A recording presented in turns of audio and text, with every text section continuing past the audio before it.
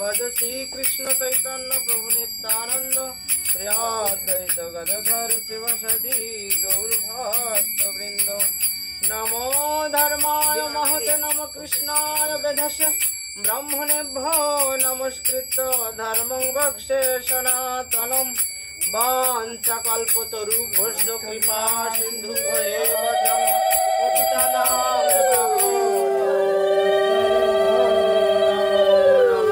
परम करुण वैष्णव अवतार की, साधु गुरु वैष्णव की, श्री गुरु वैष्णव की। आनंद लीलामय विग्रहाय हेमाभ दिव्यस्य विसुंदराय तस्मै महाप्रेम रस प्रदाय चैतन्य चंद्राय नमो नमस्ते। नमो श्रीकालसत्ताय जगन्नाथ सुताय च सभृत्ताय सपुत्राय सकलोत्थाय ते नमो। श्रीमान महाप्रभु गौर सुंदर की, सपार्षद श्री गौरांग महाप्रभु की। तप्त कांचन हेमांगी श्री राधे वृंदावनेश्वरी वृषभानु सुतां देवी तां नमामि हरि प्रिया। राधा रानी की। नमो ब्रह्मण्य देवाय गो ब्राह्मण हिताय च जगद्धिताय कृष्णाय गोविंदाय नमो नमो। भगवान श्री कृष्ण चंद्र की। वृंदावै तुलसी देव्यै प्रियायै केशवस्य च कृष्ण भक्ति प्रदे देवी सत्यवाद्यै नमो नमो। श्रीमती तुलसी महारानी की, भक्ति देवी की। नमो नारायणं नमस्कृत्य नरं चैव नरोत्तमं देवीं सरस्वतीं चैव व्यासं ततो जयमुदीरयेत्। नर नारायण ऋषि की, श्री माता सरस्वती देवी की, व्यास अवतार की। इति ज्ञात्वा नैमिषारण्ये गत वैगुण्ये विशाल पुण्ये सकल जनमान्ये भृगुनन्दन शौनकादि षष्टि सहस्र ऋषि श्रुत श्रीनन्देरि नन्दन चरण परायण परम करुणिक रोमहर्षण नन्दन श्रीलसुत महाशय भक्ता ब्रह्मशापग्रस्त विरक्ताशय इंद्रप्रस्थे गंगा तीरास्थ महाराजाधिराज परीक्षित श्रोता परमहंस चूड़ामणि वैष्णव प्रधान श्रीला सुखदेव गोस्वामी महाशय भक्ता। सबाई एकसाथे बोली ओम नमः भगवते वासुदेवाय। ओम नमः भगवते वासुदेवाय। ओम नमः भगवते वासुदेवाय। जय रूप सनातन भट्ट रघुनाथ श्रीजीव गोपाल भट्ट दास रघुनाथ এই ছায় গোসাইয়ের করি চরণ বন্দন যাহা হইতে বিঘ্ন নাশ অভীষ্ট পুরন। মোকং করতি বচলং পঙ্গং লঙ্ঘয়াতে গিরিম যৎকৃপাতমহং বন্দে শ্রীকৃষ্ণ চৈতন্যমীশ্বরম। मूकं करति वाचालं पंगुं लंघयाते गिरिं यत्कृपातमहं वन्दे परमानंद माधवम। श्री चैतन्य चंद्र की, परमानंद माधव भगवान श्री कृष्ण की जय। जय श्रीमद् भागवत आस्वादन प्रेमानंद साधु प्रेमानंद हृदय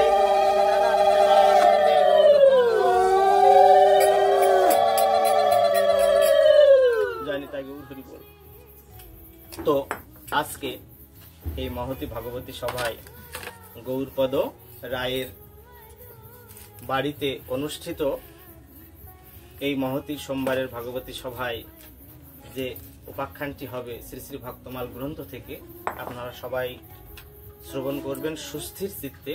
आमरा रूप सनातनेर काहिनी तो जानी। सनातन देखो आमरा शुनेছি যে रूप सनातन दुइजनই सन्यास निये কোথায় চলে গেলেন সংসার ত্যাগ করে শ্রীমান মহাপ্রভুর সেবায় যুক্ত হওয়ার জন্য। তো এর আগে অনেক কিছু কাহিনীর অবতারণা হয়েছে, ঘটে গেছে। কি কি যে ওই হুসেন শাহের উজির ছিলেন, মন্ত্রী ছিলেন রূপ এবং সনাতন। তা শ্রী রূপ গোস্বামী এবং সনাতন গোস্বামী, সনাতন গোস্বামী হচ্ছে বড় ভাই, রূপ গোস্বামী ছোট ভাই।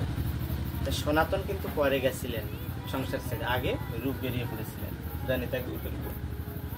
তো অনেক ভক্তমালের যে আগের যে উপাখ্যান এই রূপ আর সনাতনের, সেই বাদশাহের উজির গিরি বাদ দিয়ে তিনি যখন চন্দ্রশেখর আচার্যের বাড়িতে গিয়েছিলেন সনাতন, শ্রীমান মহাপ্রভুর সঙ্গে তখন তার প্রেমালিঙ্গন হয় এবং মহাপ্রভুর যে ভগবত্তা সেটা কিন্তু শ্রী সনাতনের ভিতরে তিনি কিন্তু প্রবেশ করিয়ে দেন।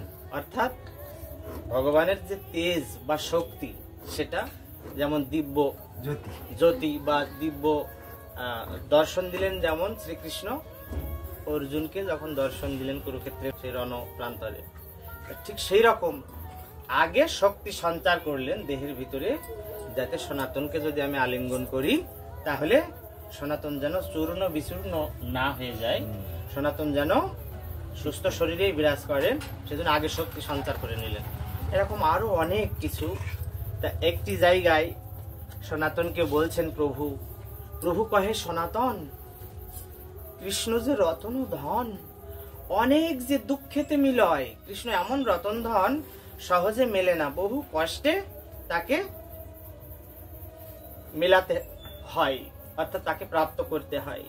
বলছে দেহ গেহ পুত্র দ্বার বিষয় বাসনার সর্ব আশা যদি ত্যাগ হয়। দেহ গৃহ পুত্র স্ত্রী বিষয়ের বাসনা সমস্ত যদি ত্যাগ করে একবার একেবারে অনন্য ভক্তি নিয়ে ভগবানকে নিষ্ঠার সহিত যদি হৃদয় মন্দিরে ধারণ করা হয় এবং ভগবানের আচরণে আচরিত হওয়া যায়, বহু জন্ম পার হতে পারে, তাহলে কৃষ্ণ ধন মেলে। জানি তাই গৌর হরি বল। তা লীলা একটু পরবর্তীতে যাব। যখন সনাতন কে দর্শন দিলেন চন্দ্রশেখর আচার্যের গৃহে, তারপর উনি নির্দেশ দিলেন সনাতন যাও তুমি বৃন্দাবনে যাও, গিয়ে আমাদের সনাতন শাস্ত্র রচনা করো। তখন বলছে প্রভু আমি কিভাবে রচনা করব? তখন প্রভু এমন শক্তি তার ভিতরে সঞ্চার করলেন যে তিনি কিন্তু একদম পণ্ডিত হয়ে গেলেন। সনাতন বলছে যাও সনাতন তুমি বৃন্দাবনে গিয়ে গ্রন্থ রচনা করে এই জীব জগৎকে শিক্ষা দাও এবং সনাতন শাস্ত্র শিক্ষা মানুষকে দাও, এইভাবে সনাতন ধর্মের প্রচার প্রসার ঘটাও। তখন বৃন্দাবনে গিয়ে উনি কিন্তু ওই গ্রন্থ রচনা করেন, যমুনা পুলিনে একটা বৃক্ষর নিচে থাকেন। সেই মতো অবস্থায় উনি কিন্তু ভিক্ষা করতেন। তাই উনি ভিক্ষা করতে করতে একদিন চলে গিয়েছেন একটা জায়গায়, সেখানে একজন নারী মহিষী থাকেন, মানে মেয়ে মানুষ সেবা পূজা করেন শ্রী মদন মোহন। মন মোহনিয়া শ্রীমন মদন মোহন শ্রীমতী কুবুজা মহিষীর প্রকাশন, মথুরা চৌবের নারী করেন সেবন, নীতি মাধুকুরি হেতু যান সনাতন। তা মাধুকুরিটা কি? মাধুকুরি বৃত্তি, অর্থাৎ মৌমাছি যেমন দেখেন ফুলকে পীড়ন না করে ফুলে ফুলে যত সামান্য মধু সংগ্রহ করে জীবন ধারণ করে, আচ্ছা বৈষ্ণব সাধকেরাও ক্ষুধা আর তৃষ্ণা নিবৃত্তির জন্য সেই রকম গৃহস্থকে পীড়ন করে না, অত্যাচার করে না, না করে দাঁড়ে দাঁড়ে ঘুরে যত সামান্য ভিক্ষা গ্রহণ করেন, তার নাম হচ্ছে মাধুকুরি বৃত্তি। জানি তাই গুরু বল। তা সনাতন যখন ওই ভিক্ষা করতে যেতেন, মাধুকুরি করতে যেতেন, ওই মথুরা চৌবের যে নারীর কাছে, যেখানে উনি মদন মোহনের বিগ্রহ প্রতিষ্ঠা করে রেখেছিলেন, সেবা দিতেন। অনাচারে সেবে দেখি দুঃখ পাই, বলতে ঠাকুরের মাধুরী দেখিয়া প্রেম হয়, কিন্তু সনাতন দেখছেন যে অনাচারে সেবে দেখি দুঃখ পায়। মদন মোহনের তো এভাবে সেবা দেওয়া হয় না। এই মথুরা চৌবের নারী ইনি অত্যন্ত মহিষী এবং ভক্তিমতী, কিন্তু ইনি কিন্তু মদন মোহনের সেবা যেভাবে উচিত ভগবানকে সেবা পূজা করার, তার বাইরে চলছেন, এভাবে তো সেবা পূজা হয় না। আচার করিয়া সেবিবার সনাতন, ক্রমমত কহি দিলা করিয়া যতন। বলছেন কি এইভাবে মাগো তুমি যদি মদন মোহনের সেবা করো তাহলে কিন্তু মদন মোহন তুষ্ট হবেন, অর্থাৎ আমাদের প্রাণ গোবিন্দ সন্তুষ্ট হবেন। তা চৌবের ঘরণী তাহার নাহি সমঝিলা, সেটা বুঝতে পারলেন না বা সেই মতো চলতে পারলেন না, ওই সেই মহিষী নারী। সনাতনের কথাই নিজ মতো প্রেম ভাবে সেবিতে লাগিলা। নিজের ভেতরে যে প্রেম ভাব আছে সেইভাবে মদন মোহনের সেবা করতে লেগেছেন। আর দিন সনাতন দেখিতে ইচ্ছিল, তা আরেক দিন সনাতন ইচ্ছে করছেন, তাই যাই তো আবার দেখে আসি, মাধুপুরু করে আসি, আসে মদন মোহনের বিগ্রহের সেবা কেমন হচ্ছে আমি দেখে আসি। চৌবের বাড়িতে গিয়া উপনীত হইল। যখন গিয়েছেন সেই নারীর গৃহে, চৌবের বালক সহ মদন মোহন একত্র বসিয়া অন্ন করেন ভোজন। বাবুন বালকের সাথে মদন মোহন ওখানে সেবা করছেন ওই মহিষী নারীর কাছে। এমন ভক্তিমতী, একত্র বসিয়া ওরা সবাই একসঙ্গে বসে যখন ভোজন করছেন, আচার বিচার কিছু না করে গণন, কোন আচার বিচারের গণনা করে না, ধারে না, ভক্ত বাঞ্ছা পূর্ণ করে ব্রজেন্দ্র নন্দন নিতাই গৌর হরি হরি বল, জয় শ্রী মদন মোহন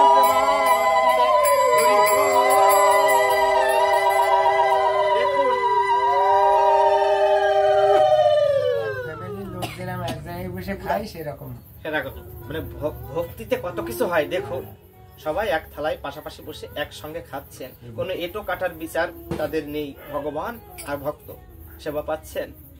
তো গোসাই দেখিয়া তাহা প্রেমে মূর্ছা হয়, প্রেমে অজ্ঞান হয়ে গেলেন। এত প্রেমের উদয় হয়েছে সনাতনের দেহে এবং মনে, দেউনি একেবারে অজ্ঞান হয়ে গেলেন যে এ কি জীবে সমস্ত কি সম্ভবে, সাধারণ সাংসারিক জীবে।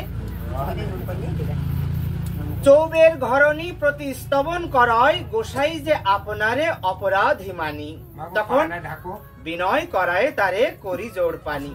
তখন মথুরা চৌবের ঘরণী কি করেছেন, তাকে স্তব করছেন আমাদের সনাতন প্রভু। বলছেন কি, মাগো তুমি এমন ভজনা করেছো যে মদন মোহন তোমার দ্বারে এসে রোজ রোজ সেবা পান, একসঙ্গে বালকের সঙ্গে মিশে। এই কথা বলছেন, হাত জোর করে বিনয় করে বলছেন, মাতা তুমি যে মতো আচারে করো সেবা, সেই মতো সেব মাতা, অন্য না করিবা। মাগো তুমি যেভাবে সেবা পূজা করো সেইভাবে সেবা পূজা করো। আমি বলেছিলাম যে নিয়ম মাফিক পদ্ধতিগত প্রক্রিয়ায় যে মদন মোহনের সেবা দিতে হবে, আমি ভুল করেছিলাম মাগো। তোমার কাছে এই শুদ্ধ ভক্তিতে ভগবান শ্রী মদন মোহন যেভাবে ধরা দিয়েছেন এরকম দেখা যায় না মাগো, তাই তুমি যেভাবে করেছিলে সেইভাবে সেবা করো। যখন এই কথা বললেন, দেহ কহে ভালো ভালো তাহাই করিব। সেই নারী বলছেন, মথুরা চৌবের নারী, ঠিক আছে তুমি যা বললে সেভাবে আমি সেবা করব। দিন চড়ি যাই আচার করিতে নারিব। বলছে দেখো আমাদের এই মানব জন্মে কোনো সময় আছে? আমরা সারাটা দিন অফিসে কাটছে, স্কুলে কাটছে, বাচ্চাদের যারা খেতে খামারে কর্ম করেন চাকরিজীবী তাদের বিভিন্ন কর্মস্থলে কাটছে, বাড়িতে এসেও সংসারের কথা, তাই না? কিভাবে বাজার করব, সন্তান সন্ততিকে কিভাবে মানুষ করব, হরি বলার আবার সময় কোথায় মাগো? তাই বলছেন যে ঠিকই তো তুমি যে এখন বললে হে সনাতন প্রভু, যে ঠিকই আমি ওইভাবে পদ্ধতিগত ভাবে সেবা করার আমার সময় নেই, ঠিকই আমি যে মতো আমার মনে লয় সে মতো ভক্তিপূর্ণ চিত্তে আমি সেবা করব। দেখো দিন তো চলে যায়, আচার করতে সময় কোথায়? এই কথা বললেন। গোসাই কহেন, মাতা নিবেদন করি, আজ যদি মোরে কিছু দেহ মাধু করি, তোমার শিশুর এই পাত্র অবশেষ যাহা থাকে তাহা দেহ হে মাতা তুমি কৃপা করো।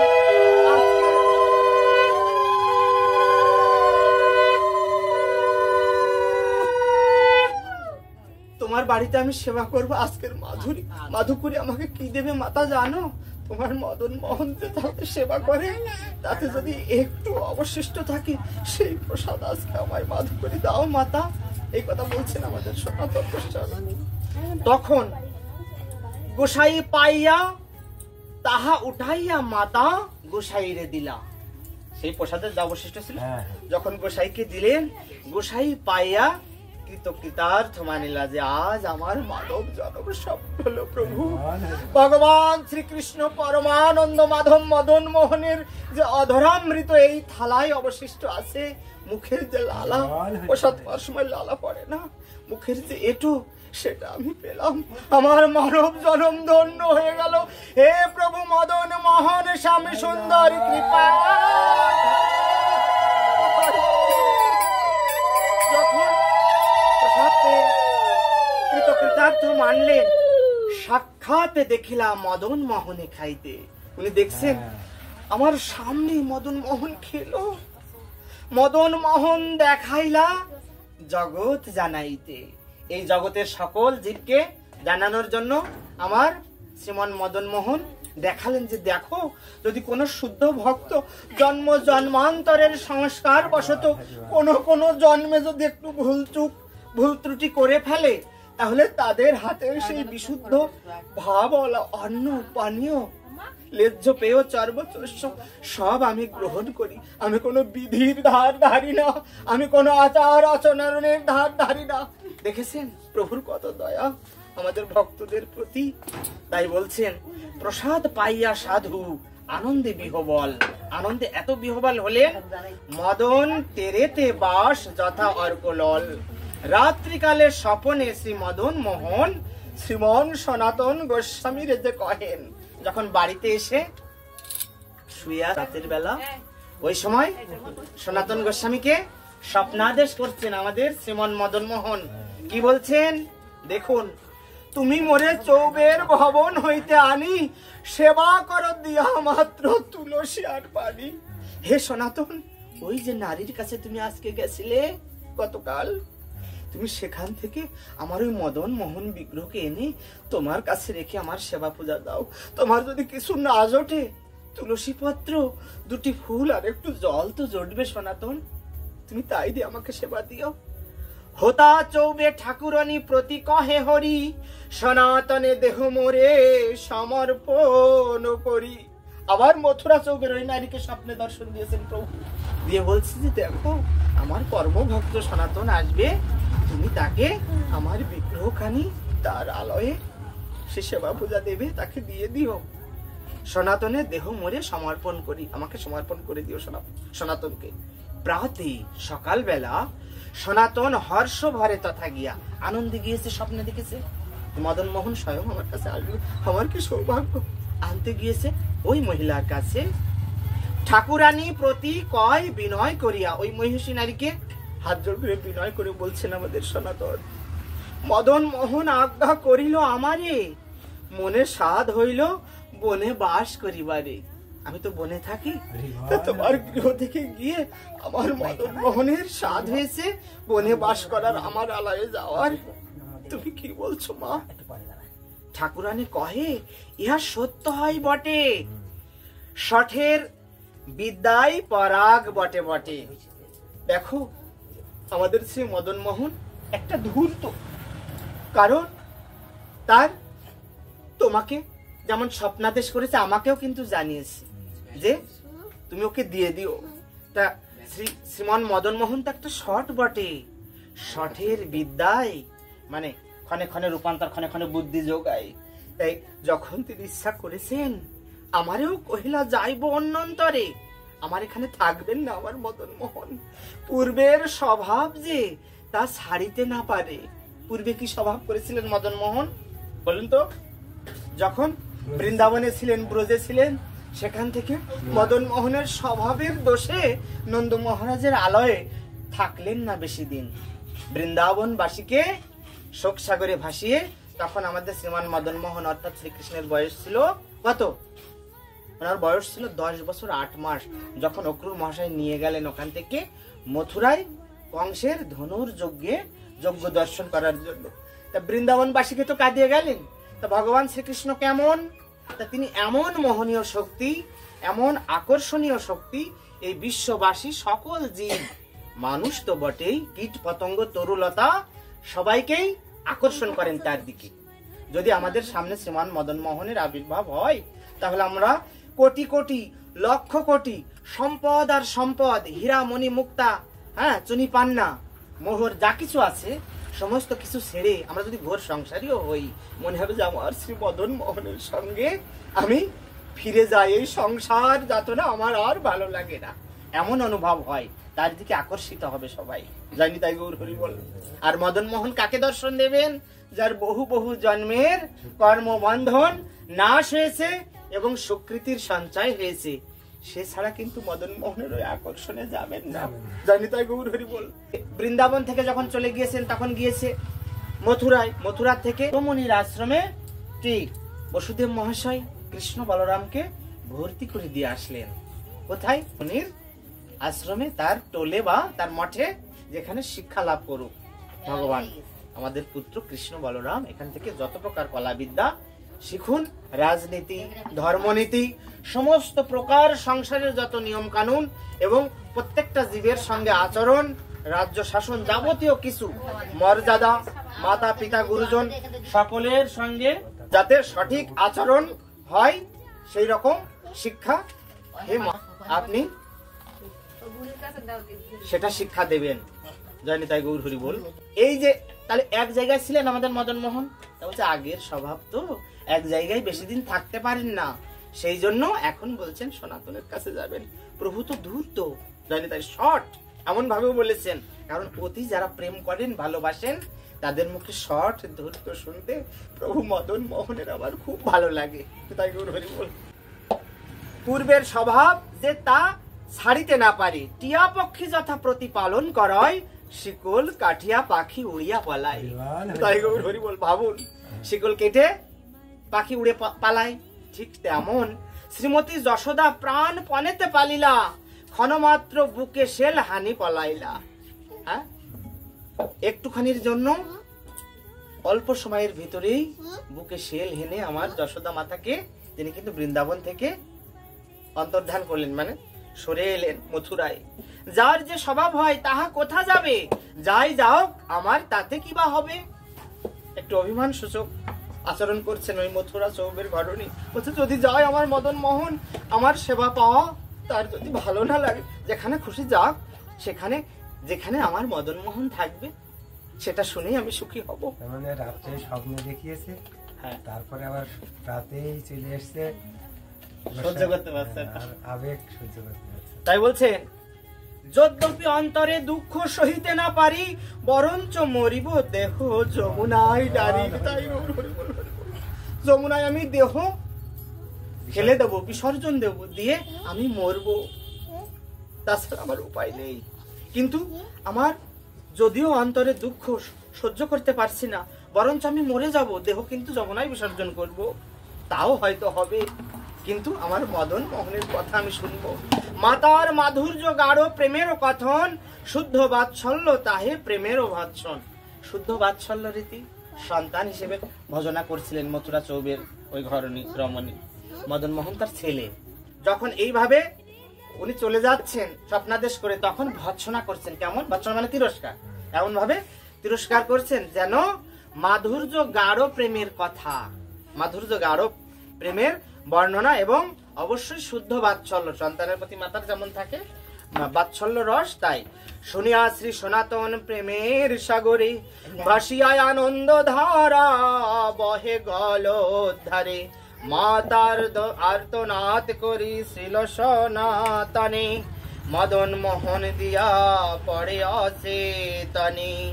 দেখুন, এই যখন মদন মোহনকে সমর্পণ করলেন ওই সনাতনের হাতে, তখন মাতার তো আকুলি বিকুলি, সন্তান হারা হলে মায়ের কি দশা হয় বলুন।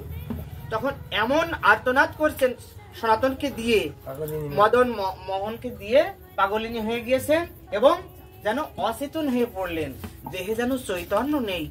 উচ্চস্বরে কান্দে মাতা ঘুমে গড়ি যাই, যশোদা মাতার দশা যথা পূর্বে হয়। যেমন যশোদা মাতা যখন চলে যাচ্ছেন ভগবান বৃন্দাবন ছেড়ে মথুরায়, যশোদা মাতা কাঁদতে কাঁদতে যেমন পাগলিনী হয়েছিলেন, ঠিক সেই রকম এই মথুরা চৌবের যে মাতা, যে সেবিকা ওই শ্রী মদন মোহনের, তার অবস্থা যশোদা মাতার মতো।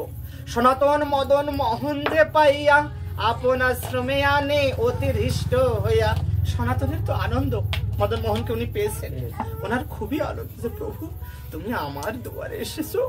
দরিদ্র যেমন নিধি পাইয়া আহ্লাদ, হস্তেতে পাইলা যথা আকাশের চাঁদ। হাতে যদি আকাশের চাঁদ পায় কোন দরিদ্র? হ্যাঁ, নিধি মানে কি? নিধি মানে সমুদ্র, মানে ভান্ডার, এমন একটা জিনিস। তাই সেই ভান্ডার যদি কোনো দরিদ্র হাতে পায়, তাহলে আল্লাহতে আটকানা হয়ে সে কি করবে সে কিন্তু বুঝে উঠতে পারে না। হস্তেতে পাইয়া পাইলা যথা আকাশের চাঁদ, মনে হচ্ছে আকাশের চাঁদ আমি হাতে পেয়েছি।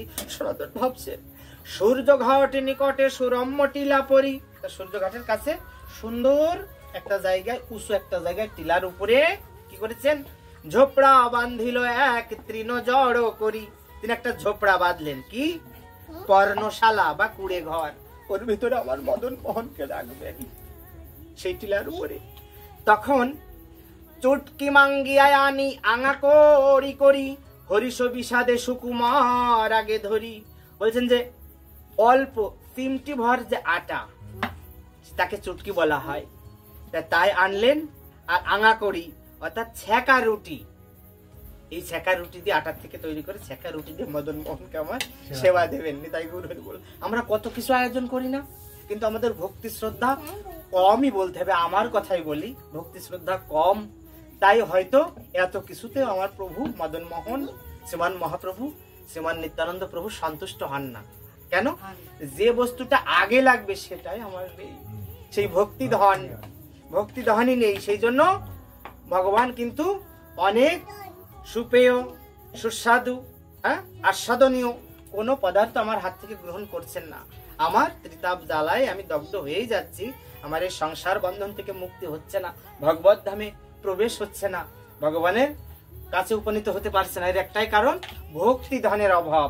যত কিছুই করি কিন্তু আমরা মুঠ ছাড়ছি না, স্বার্থ ছাড়ছি না, স্বার্থ সমস্ত কিছুই করছি, হে প্রভু তুমি ছাড়া কেউ নেই, আমার কোনো গতি নেই, কিন্তু আমরা প্রভুর জন্য খরচা করতে চাই না।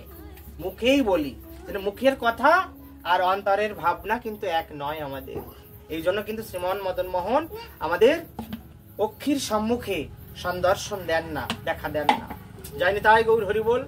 তখন হরিষ বিষাদে আনন্দ হচ্ছে, আবার খুব কষ্ট যেন হচ্ছে। মানে কি, যদি দরিদ্র বা হতভাগা যদি কোনো নিধি পায়, এমন একটা আকাশের চাঁদ পায়, সে কি করবে, হেসে কেঁদে একাকার হয়ে যাচ্ছে, আমার প্রভুকে আমি কোথায় রাখি, কোথায় যত্ন করব। এইভাবে তিনি কিন্তু আনন্দ হচ্ছে, তার বিষাদ হচ্ছে। সুকুমার আগে ধরি, তা সুকুমার কে? আমাদের শ্রী মদন মোহন সুকুমার নয়? কত সুন্দর তিনি, সুরম্য, দেখতে সুদর্শন। তো মদন মোহন কহে লবণ বিহনে। দেখুন মদন মোহন কে ওই সেকা রুটি দেয়, শুকনো রুটি, নুন ছাড়া, লবণ ছাড়া। লবণ জটানোর পয়সা নেই আমাদের সনাতনে। যখন হরিষ বিষাদে সুকুমার আগে ধরি, অর্থাৎ ওই যে সেকা রুটি তৈরি করেছে, তাতে লবণ নেই, কোনো আস্বাদীয় কিচ্ছু নেই, মানে যেন একেবারে সেই কি বলে ভুসি ভুসি মতন, সেটা যখন সামনে দিচ্ছেন মদন মোহন ভালো লাগছে না, বলছেন যে কি এনেছো, এই দিয়ে কি কৃষ্ণ সেবা হয়? আমার সনাতনকে রহস্য ভরে বলছেন। তখন বলছেন মদন মোহন, কি বলছেন, কহে লবণ বিহনে খাইতে না পারি মোর না রুচে বদনে। নিতাই দেখো সনাতন, আমি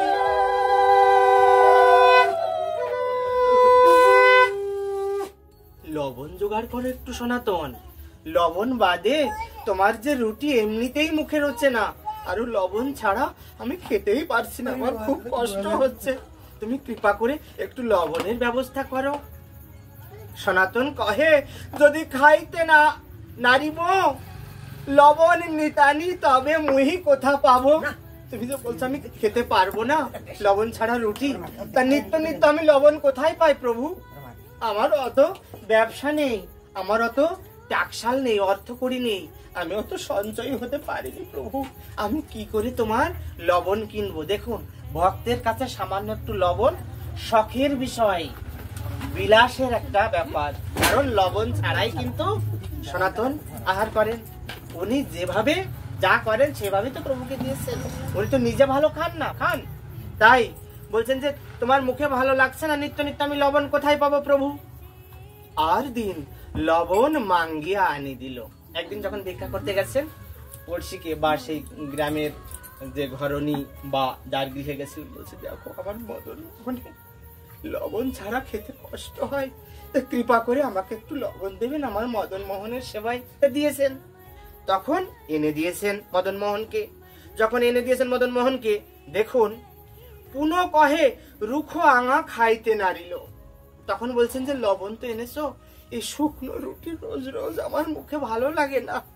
দেহ কহে ঘৃত শর্করা কোথা পাবো, ঘি ভালো ভালো যে মিষ্টি জাতীয় দ্রব্য, হ্যাঁ চিনি, এই সমস্ত ফানিত অর্থাৎ বাতাসা আমি কোথায় পাবো, বিষয়ের স্থানে মই মাঙ্গিতে নারিব। দেখুন বলছে যারা বিষয়ী, যারা সন্ন্যাসী হবে, তারা ওই যে যারা অনেকে রাগ করেন যে ছাগল পালে, গোসাই আমার বাড়ি নিতে চাই না, আমরা কি অপরাধ করেছি বলে না। তারপরে যারা মুরগি পালে, ছাগল পালে বা অন্য যে কোনো বিষয় জিনিস নিয়ে থাকে, সবসময় তাদের মুখে হরিনাম নেই। দেখবেন তাদের গৃহ থেকে যারা সন্ন্যাসী হবে তারা কিন্তু ভিক্ষা করবে না, নিষেধ আছে। শ্রী শ্রী মহাভারতে আছে, অন্যান্য গ্রন্থে আছে, ভক্তমালে আছে, শ্রী শ্রী হরিভক্তি বিলাসে আছে। তাই বলছেন যে আমি বিষয়ীর বাড়িতে যদি যাই, যার অনেক টাকা পয়সা আছে, সম্পদ আছে, তার কিন্তু তারা কিন্তু সূচি নেই, আচার বিচার তোমার নেই, করে না প্রভু, তার কাছ থেকে এনে আমি তোমাকে দিতে পারবো না প্রভু, তুমি আমায় ক্ষমা করো। ভগবানের উপরে উঠেছেন কেন? ভগবানের নির্দেশ মানার জন্য। বলছেন কি প্রভু ওই বিষয়ের কাছে গিয়ে ভিক্ষি করে এনে দেবো, তাই তোমার মুখে রুজবে, ওটা আমি পারবো না। যখন এই কথা বললেন, ক্রমে ক্রমে তুমি নানা বাহেনা করো।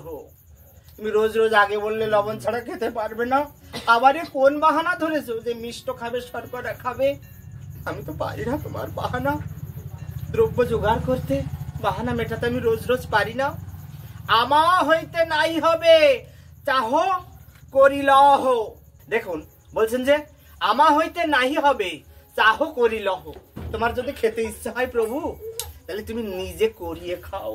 তাই বল, আমাদের খাস বাংলা কথা আমরা বলি, তুমি আয় করে নিয়ে এসো, তুমি জোগাড় করে নিয়ে এসো, তারপর তুমি খাও প্রভু। এই কথা বললেন। তবুও কিন্তু আমার শ্রীমন মদন মোহন শ্রী সনাতনকে ছেড়ে কিন্তু একটি মুহূর্তের জন্য বিচ্ছিন্ন হলেন না। বলেন কি? কখনো না। মানে বলছে যে ভালোবাসার যে বস্তু, শ্রদ্ধার যে বস্তু, তার হাতে বা তার মুখের একটু কটু ব্যবহার ভগবান সহ্য করে নেন, কারণ ভক্তাধীন ভগবান। যায়নি তাই গৌর হরি বল। তাই বলছেন মথুরায় যায়, দৈব যোগে কি হয়েছে, এক মহাজন ওখানে এসেছে ব্যবসা করার জন্য। আচ্ছা, নানা দ্রব্য লইয়া মথুরায় যায় সেই জাহাজে চড়িয়া। তিনি কিন্তু মথুরায় যাচ্ছেন জাহাজে করে, ব্যবসা করতে এসেছেন এক মহাজন। আটকিয়া গেল তরি চড়াই লাগিয়া। তখন সেখানকার চরে বেঁধে ওই যে মদন মোহন যে ঝুপড়ির ভিতরে রাখা ছিল কুড়ে ঘরে, তার পাশে যে চড়া চর বা একটু উঁচু হয়েছে ভিতরে, চর পড়ে গিয়েছে, সেই জায়গায় আটকে গিয়েছে ওই জাহাজ। হ্যাঁ, তখন বড় ধরনের নৌকা বা জাহাজ আটকে গেল তরি চড়াই লাগে, ওটা বেঁধে আটকে গিয়েছে। মহাজন সর্বনাশ হইল গনিয়া, যে আমি এখন ব্যবসা করতে যেতে পারবো না, আর এই যে মালামাল বিক্রি না করলে তো আমার বাড়ি ফেরা হবে না, সবাই তাকিয়ে আছে, আমার তো ব্যবসায় লাঠে উঠে গেল। তখন হাহাকার করি নানা উপায় চিন্তায় রাত্রি যোগে দেখে তীরে এক মহাশয় হাহাকার করছে। তখন সেই জাহাজের ভিতরে নেমে উনি দেখছেন কি একটা হয়তো আলো জ্বলছে ওই মন্দিরে, নদীর তীরে। তখন ওই মহাশয়কে দেখলেন। কোন মহাশয়? আমাদের শ্রীল সনাতন গোস্বামীর ওই মঠটিকে বা ওই মন্দিরটিকে দেখলেন। দেখে কি বলছেন, গদগদ ভাবে কৃষ্ণ নাম বসি যাবে। গদগদ ভাবে দেখছেন যে কৃষ্ণ নাম জপছেন ওই সনাতন। তখন তো ওই সনাতনের নাম উনি জানেন না। তো এক শ্রী বিগ্রহ তথা তেজে বন ব্যাপে, একটা বিগ্রহ আছে মদন মোহনের, তার গায়ের যে জ্যোতি সারা বনে বিকিরণ করেছে, আলোয় আলোকিত করেছে। অতি আর্ত হই মহাজন কান্দি কহে, শরণ লইনু প্রভু রক্ষা করম হে।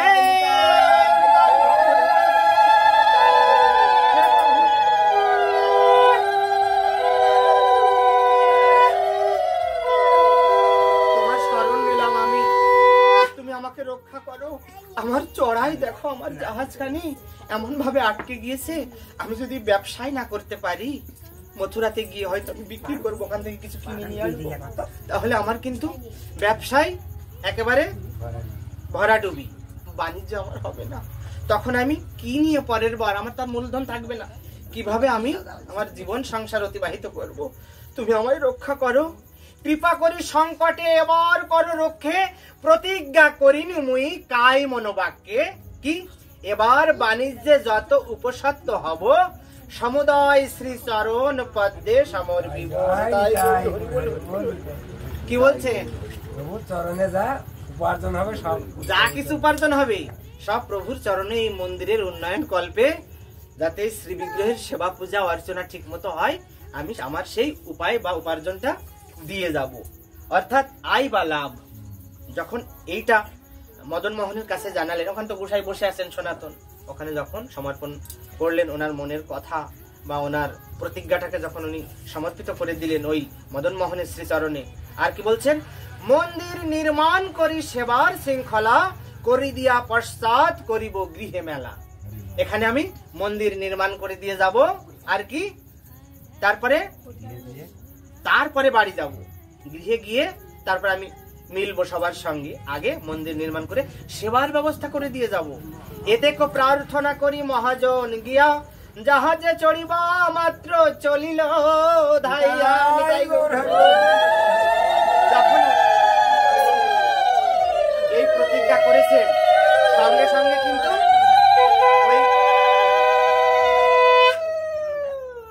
মদন মোহন ওনার ডাক শুনেছেন। সেই চড়া থেকে জাহাজটি যেন মনে হলো যে কোনো তাই আর আটকে নেই, ছেড়ে দিল একদম সরল জলের মতো। তখন যখন চলে যাচ্ছে ধেয়ে মথুরার দিকে চলে গেল জাহাজ। মথুরা যাইয়া হইল বাণিজ্য দ্বিগুণ, যেটা লাভ করার ইচ্ছা ছিল তার চেয়ে দ্বিগুণ লাভ হয়েছে মথুরায় গিয়ে ওই ব্যবসা করে। জানিল করিল ইহা মদন মোহন। তাই মদন মোহন ছাড়া এটা কিন্তু হতো না, দ্বিগুণ ব্যবসায় লাভ হতো না। আমার জাহাজ যেখানে আটকে গেছিল, মোটেই আয়ের সম্ভাবনা নেই, সেইখানে মদন মোহন যদি কৃপা না করতো, ওই সংকল্প আমি যদি না করতাম, ওই প্রতিজ্ঞা যে আমি তোমাকে মন্দির নির্মাণ করে তোমার সেবা পূজার ব্যবস্থা করে দেবো, তাহলে আমার জাহাজই ছাড়তো না। যে মালগুলো ছিল ওই নদী গর্ভে ডুবে যেত, তাহলে কি হতো? তাই প্রভু মদন মোহনই আমায় কৃপা করেছেন। যত লাভ হইল তেজি অন্তর সংকোচ, মদন মোহন অর্থে করিলা খরচ। তাই যত লাভ হলো, মনের ভিতর থেকে সংকোচ ত্যাগ করে লাভ অলাভের আশা বাদ দিয়ে আমার লস হলো কিনা এর চিন্তা নেই, মদন মোহনের সেবায় খরচ করলেন। বৃহৎ মন্দির আর নাটশালা আদি, বিহারের স্থান নানা আর রত্নবেদী, সমস্ত কিছু করে দিলেন। ভগবানকে ঘোরার ফেরার সেবা পাওয়ার, মন্দিরের একটা কি বলে চত্বর, হ্যাঁ, একটা সুন্দর একটা জায়গা করে দিলেন। আচ্ছা, তখন সেবার শৃঙ্খলা নানা জাতি ভোগরাগ। আগে তো মদন মোহন শুধু ওই শুকনো রুটি খেতেন, এখন সেবা নুন ছাড়া। তা মদন মোহনের এবার যাতে কোনো কষ্ট না হয়, নানা রকমের চর্বচস্য লজ্জ পেয়েও রাজভোগ, এ ভোগ সে ভোগ, কত রকমের ক্ষীর দধি দুগ্ধ যাবতীয় যাতে ব্যবস্থা হয়, সেই অর্থ ব্যবস্থা যেই তহবিল থেকে করা যাবে। একজন সেবক থাকবেন সেবায়িত, তিনি সেবা দেবেন মদন মোহনকে। অদ্যাপিও সেই যে মন্দির বর্তমান বৃন্দাবনে আজও কিন্তু সেই মন্দির আছে, মদন মোহনের মন্দির, সেটা কিন্তু ওই যে জাহাজের সেই মহাজন করে দিয়েছিলেন, যেটা বললাম। তো গোস্বামী পাদের সেই বসিবার স্থান, লাল দাস অভাগিয়া তাহার শরণ, পরম উপায় জানি লইল শরণ। জয় জয় সনাতন গোস্বামী পাদ।